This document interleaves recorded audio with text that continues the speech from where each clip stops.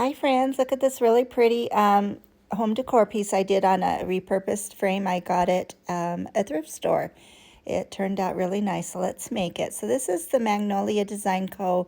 Craft Club kit for May, and I'm just now getting around to doing it.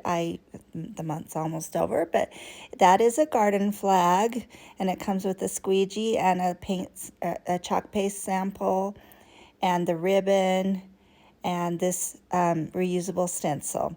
So I'm not going to put it on the garden flag today. I wanted to put it on this sign that I got. So I got this really cute sign at a thrift store, and it had it's the most wonderful time of the year, I think, something like that for Christmas, but not quite what I needed or wanted it for. So I'm just kind of sanding off most of that, the writing, and then I'm going to tape up all the frame and get it so I can paint the center. But these Craft Club kits are so fun. Each month is a new kit that comes, and it has usually rub-on transfers or reusable silkscreen stencils, and it always has everything you'll need to finish that project. It has the squeegees, the paintbrushes, the paint samples, not paint, the chalk paste or the ink paste, everything that you will need to finish that project right out of the box. And so this month it was that garden flag. So I will use that for something else. I haven't quite decided what yet, but I will put it to good use, that is for sure. So the link will be below this video. So if you're interested in the Magnolia Design Co. Craft Club, it's a winner. I love it. I love getting that white box in the mail. So I got it taped off, and I am going to paint that center moss color chalk paint by Waverly. I love this green. This is my favorite green. I use it year round. I think it's a good vintage rustic color. I think it's a great color to use for Christmas instead of the traditional green. I love it for spring and summer. I love it. Can you tell?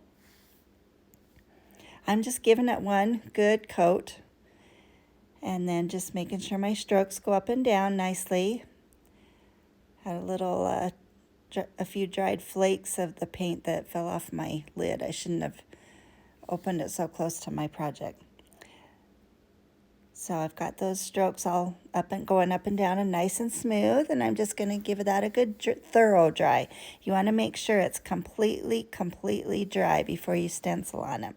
So I'm using a really fine grit sandpaper and going over this really lightly, just so it's smooth, and I'm getting any, if there's any little flaky pieces of paint or anything. And then I'm going to wipe that off really well, because I want my stencil to stick on there, and I don't want a bunch of particles to stick to my silkscreen stencil. So now I'm just going to peel that tape off. So now we're ready for the transfer. And Magnolia Design Co. has fuzzing pads. I don't have one handy, so I just grabbed my little crafting hand towel that I keep handy. So you just want to fuzz it a few times, and it makes it so it's a little less sticky. So it won't, when you pull it up, it won't pull up your paint or anything like that. So I'm just putting it at the bottom and just centering it in my frame area, and I'm going to tape off those butterflies and little dragonfly, because I don't want those in there. I just wanted the birdhouse and the text and the grass and stuff. So I'm actually using white chalk ink paste, sorry. You can use chalk paste or ink. Ink is permanent, and it's great for textiles, to put on t-shirts and things like that. But it also works on your wood surfaces great too. And I have the white, so I'm just using it up. So I love it. So you just want to use your squeegee, just get a little on there and just keep pressing it on there, making sure your entire design is covered. And then you just kind of keep scraping, and you scrape off the excess and put it back into your jar. And as soon as you get all the excess off, you don't want to waste any, you just put it back in there to use later. Then you just gently pull it up, and you can pull it slowly and make sure you've got everywhere. And mine went on there really well. And so off camera, I went and washed my stencil off really quick with cool water, like lukewarm water. I forgot to get a little tray of water handy. Sometimes you can just, after you use it, put it right in some water and you're good to go. It's safe until you're done with your project. But I forgot to get my water handy, and I didn't want that ink paste to sit on there too long. And once it's dried in the mesh part, it can really ruin your stencil. And if you take care of them, you can use them over and over again. So I made sure that my design was all dry, and then I sanded lightly the frame, and then I blew it off. I thought that was the easiest way. And I'm just using my Tim Holtz Distress ink in the color Vintage Photo. And I'm just going around and around and distressing and darkening up those areas where I sanded. Just kind of gives it a little bit more rustic look to it, a little more vintage. But you can see it turned out really pretty. And the frame was really nice to begin with. So I'm not doing a lot of changes to the frame like I did the surface area. So I'm going to set that aside and use my mini Bodabra.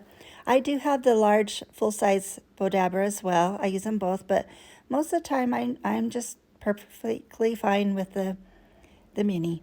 So I've got some new ribbons. Some I got on Amazon, some I got on Temu.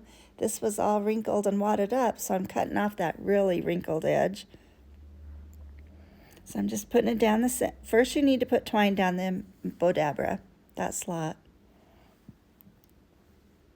And then you just stick your fabric or ribbon in, and you just kind of push it down in there and go back and forth as many loops as you want. I just wanted one loop on each side with the two tails coming down. Same with this. I've got this frayed edge ribbon. I think I got this on Temu, and this one's not new. I've had this for a while. I love it. I use it quite a lot. I'm doing the same exact thing with this ribbon. It's much more flimsier. So you have to really kind of hold it where you want it to stay. And then I've got this lace cream colored ribbon, and I love lace ribbon. This just gives it a nice gentle touch to it, I guess. Now I'm taking some really thin twine and wrapping around my fingers. I didn't need to leave those tails as long as I did. And I just wrapped them around till there were 4 loops on each side. And I put that in the Bodabra as well. And then I bring those twine pieces up through that slot, tie it in a knot, and then I'm, like, as you can see, I'm tying it in a double knot in the back and then cutting those excess pieces off. And now the fun part, just fluffing the loops and arranging them, getting everything to sit where I want it to sit. Once I get it kind of arranged, then I'm going to glue that on the top left corner of my frame. Get those tail pieces to hang where you want them to. My glue stick was just about gone, and enough for that. So I'm just holding it while the glue is setting and arranging everything. Spreading those little loops of twine out. And now I get these boxwood greenery picks at Walmart. I love them. These are probably the ones I use the most. I use these in so many of my craft projects. Trying to get a piece that looks like it'll fit. That was a little too big and bulky. Same with this one. So I just use my wire cutters, and I'm just going to glue that underneath that bow. Just slide it in under there. Make sure it's set and adhered before you move it. And I'm going to put one down the left side, coming down from underneath the bow.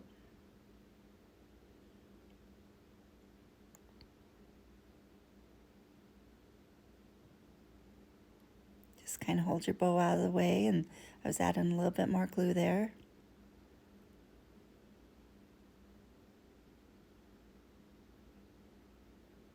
There's lots of things you could do from here. You could add Excelsior. I end up adding a little bit of sisal, which is similar but thinner.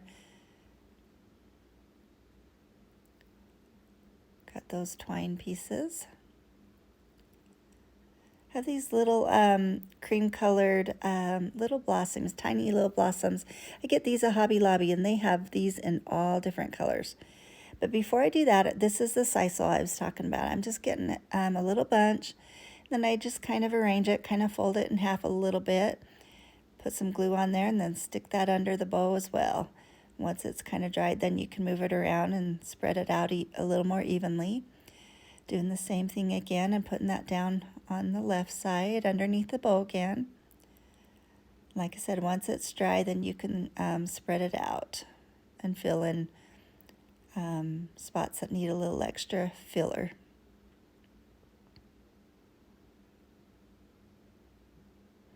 Now I'm just going to stick those flowers in where I think it needs a little something. You could put a tag on here if you wanted. I usually do, but for this project I didn't. I will put the link to my extensive tag listing below, just in case you want to hang a tag from it. In fact, the listing has 795 printable tags for all kinds of seasons and holidays and themes, everything you can think of. But I'm just kind of sticking those flowers in where it needs a little bit of filler. We're almost finished.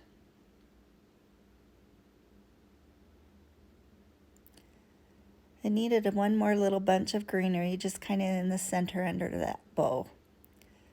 So sometimes you just have to look at things for a few minutes and realize that some little spots need a little bit more filler of some sort. So I'm just kind of trimming up the edges of those bows, kind of at a diagonal.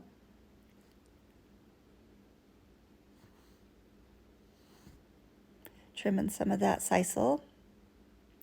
And I got a brand new bag of buttons from Amazon. Brand new big bag of vintage buttons. There's some large ones even that are so cute, and I'm trying to think what I got to use those on because I love them.